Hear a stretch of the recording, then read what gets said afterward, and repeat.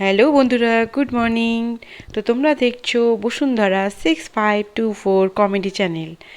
তো আজকে আমি একটি নতুন ভিডিও নিয়ে তোমাদের জন্য হাজির হয়ে গেছি। আজকে সকালটা খুব সুন্দর, বৃষ্টি হয়েছে খুব, তো তার জন্য না আছে আজকে গরম, না আছে ঠান্ডা, মানে দারুণ ওয়েদার। তো যাই হোক, এই ওয়েদারে আজকে তোমাদের সামনে একটা রেসিপি নিয়ে এসেছি, সেটা হলো ঘি। আমি কিভাবে ঘি বানাই সেটাই তোমাদেরকে আজকে দেখাবো। তাহলে চলো দেখা যাক। ফ্রিজ খুলে আমি প্রথমেই যেটা করছি সেটা হলো অল্প অল্প করে জমিয়ে রাখা সর বা মাখনটা আমি বের করে নিচ্ছি। আমি এখানে দুধ রাতেবেলা জাল দিয়ে রেখে দিয়েছিলাম ফ্রিজে, তার থেকে আমি এই সরটা বের করব। তো অল্প অল্প করে সর আমি 10 থেকে 12 দিন জমিয়ে এতটা জমিয়েছি। তো দেখতেই পাচ্ছ এখানের গরুর দুধগুলো বেশ ভালো দেয়, তাই এখানে মানে গরুর দুধ থেকে অনেকটাই সর পাওয়া যায়। এখানে 1 কিলো দুধ আছে, তো এরকম করে প্রতিদিন আমি অল্প অল্প করে দুধ বের করে এতটা সর জমা করেছি। তো আমি এখন কি করব, এই সরগুলোকে নিয়ে সেটাই তোমাদের দেখার। তো তোমরাও কি আমার মতো করে ঘি বানাও? তো তোমরা প্লিজ কমেন্ট করে বলবে। আজকের রেসিপিটি যদি তোমাদের ভালো লাগে তাহলে অবশ্যই লাইক, কমেন্ট, শেয়ার করতে ভুলো না।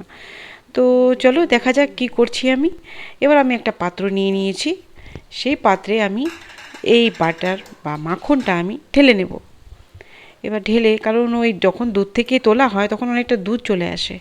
তো যাই হোক, এই দুধটাকে আমার বের করে দিতে হবে। তো আমি এই পাত্রে সম্পূর্ণ মাখনটা ঢেলে নিলাম। ঢেলে নিয়ে এবার কি করতে হবে সেটা বলছি। এটাকে ভালো করে, খুব ভালো করে ফেটিয়ে নিতে হবে। এইভাবে দেখো, অনেকে তোমরা মিক্সিতেও করতে পারো এটা কাজ, কিন্তু আমি এটা হাতেই করছি। তো মিক্সিতে করলেও খুব তাড়াতাড়ি হয়ে যায়। তো দেখো আমি এটাকে ফেটিয়ে ফেটিয়ে দেখো কত সুন্দর হয়ে গেছে। দেখো এখান থেকে আরও ফাটানো বাকি আছে, আরও ফেটিয়ে দুধটা যে রয়েছে ওটাকে আমার বের করতে হবে। এই দেখো অল্প অল্প করে দুধ বের হনো শুরু হয়ে গেছে। তো দেখো এইভাবে তোমরাও করবে, খুব সহজ পদ্ধতি। তো এবার দেখো যেই দুধটা বেরিয়েছে আমি সেই দুধটাকে বের করে নেব। তো এই দুধটা বের করে ফেলে দেবো যদিও। তো দেখো অনেকটা দুধ বের হচ্ছে,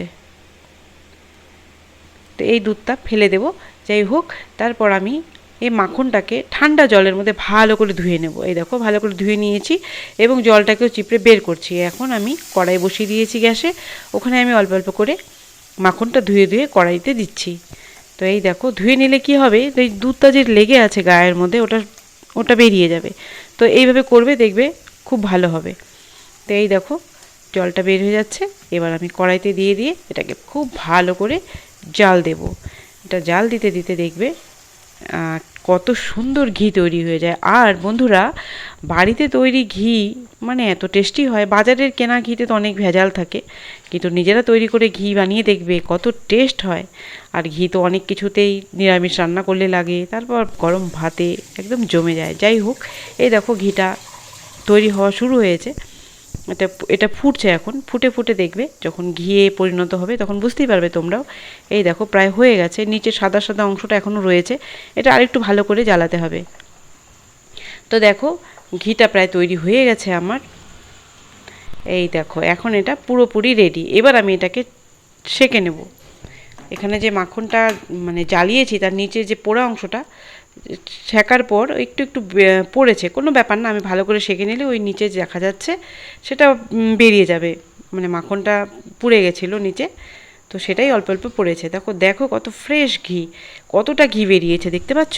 আর এটা আমি আরেকদিন বানিয়েছিলাম, তো আমি এই পাত্রে জমা করছি। দুদিন বানালাম, দেখো কতটা ঘি জমেছে। তো আজকের আমার ভিডিওটি যদি ভালো লাগে অবশ্যই লাইক, কমেন্ট, শেয়ার করো। টাটা।